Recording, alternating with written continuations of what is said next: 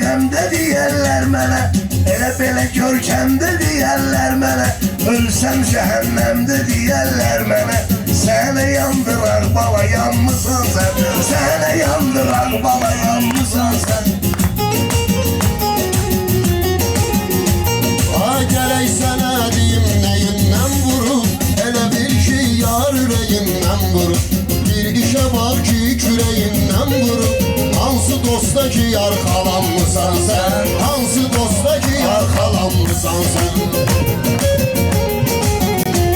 Ay Orxan gəlib söhbət eləyirəm sənə, xoş arzu xoş niyyət eləyirəm sənə, Astarada hörmət eləyirəm sənə, Lənkəranda haqqımı danmısan sən, Lənkəranda haqqımı danmısan sən, bir yuxunun sirrinə oyanmısan sən. Sazın ək olacaq yaddaşa, bəlkə heç ləzzət etməsin qardaşa.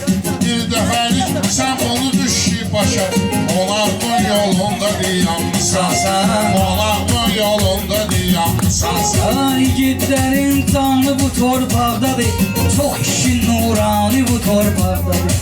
Şəhidlərin qanı bu torpaqdadır, o torpaq üstündə uzanmısan sən, o torpaq üstündə uzanmısan sən. Gel səni dostum başa sallam yenə, gel səni dostum başa sallam yenə.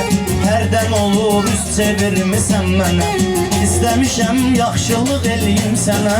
Neyniyəsən əksinə sanmısan sən, neyniyəsən əksinə sanmısan. Faniliyi var bəli, bu dünyanın faniliyi var bəli. Nə axırı bilinir, nə də ki əvvəli, nə axırı bilinir, nə də ki əvvəli.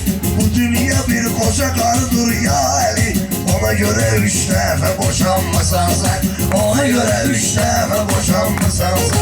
Çox sağ ol ki bu torpağın bazısan, biz səndən sən bizdən razısan.